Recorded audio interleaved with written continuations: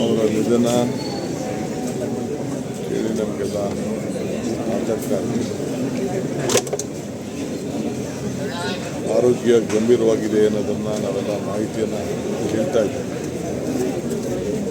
ಪೊಲೀಸವರು ಕೂಡ ಚೆನ್ನಾಗಿದ್ದಾರೆ ಅಂತೇಳಿ ವರದಿಯನ್ನು ಕೊಡ್ತಾ ಇದ್ದಾರೆ.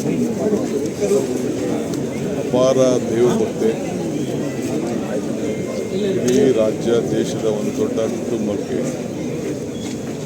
ಹಗಲು ರಾತ್ರಿ ಎಲ್ಲ ಕಷ್ಟದಿಂದಲೇ ಸುಖದಿಂದಲೇ ಜೊತೆಯಲ್ಲಿಟ್ಕೊಂಡು ಒಂದು ದೊಡ್ಡ ಸೇವೆಯನ್ನು ಮಾಡಿದಂಥ ಒಬ್ಬ ಧೀಮಂತ ಹೆಣ್ಮಕ್ಳು. ನಾವ್ಯಾರು ಶಾಶ್ವತವಾಗಿ ಇರಲಿಕ್ಕಾಗೋದಿಲ್ಲ.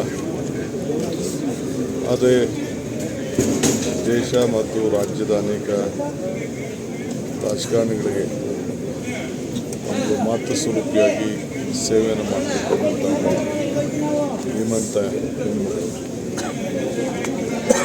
ದೇವೇಗೌಡರು ಮತ್ತು ಅವರ ಎಲ್ಲ ಮಕ್ಕಳ ಅವರ ಕುಟುಂಬದ ಯಶಸ್ಸಿಗೆ ಅನೇಕ ತ್ಯಾಗಗಳನ್ನು ಮಾಡಿದಂಥ ಒಬ್ಬ ಧೀಮಂತ ಹೆಣ್ಮಗಳನ್ನು ನಾವು ಇವತ್ತು ಕಳ್ಕೊಂಡಿದ್ದೇವೆ.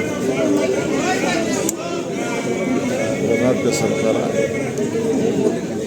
ಅವರಿಗೆ ಸರ್ಕಾರದ ಗೌರವದೊಂದಿಗೆ ಅವರಿಗೆ ಅಂತಿಮ ನಮನವನ್ನು ಕೊಡಬೇಕು ಅಂತೇಳಿ ನಾನು ತೀರ್ಮಾನವನ್ನು ಮಾಡಿದ್ದೇನೆ. ನಾಳೆ ಕ್ಯಾಬಿನೆಟ್ ಕೂಡ ಅಲ್ಲೂ ಕೂಡ ಅವ್ರಿಗೆ ಸಂತಾಪ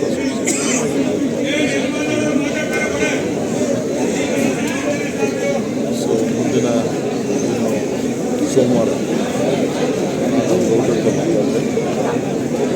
ನಾವು ನಾಡಿದ್ದು ಅಂತ್ಯಕ್ರಿಯೆಯನ್ನು ಇಟ್ಕೊಳ್ಳೋಣ ಅಂತೇಳಿ ಆಸಕ್ತಿದ್ದಾರೆ. ಅಲ್ಲೂ ಕೂಡ ನಾವೆಲ್ಲ ಭಾಗವಹಿಸ್ತೇವೆ. ಸರ್ಕಾರದ ಎಲ್ಲ ಥರದ ವ್ಯವಸ್ಥೆ ಕೂಡ ಮಾಡಲಿಕ್ಕೆ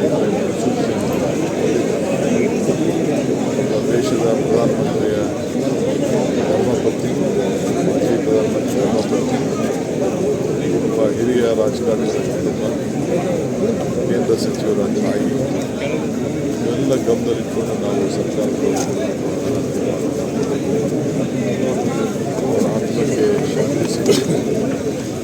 ಇನ್ನು ಅನೇಕ ವಿಚಾರಗಳು ಮಾತಾಡೋದು ಕೂಡ ಬೇರೆ ಸಂದರ್ಭದಲ್ಲಿ ಅವರ ವಿಚಾರವನ್ನು ಅವರು ಮಾಡಿದಂಥ ತ್ಯಾಗ, ಮನೆಯಲ್ಲಿ ಎಲ್ಲರೂ ಕೂಡ ಒಟ್ಟು ತೆಗೆದುಕೊಳ್ಳುವಂಥದ್ದು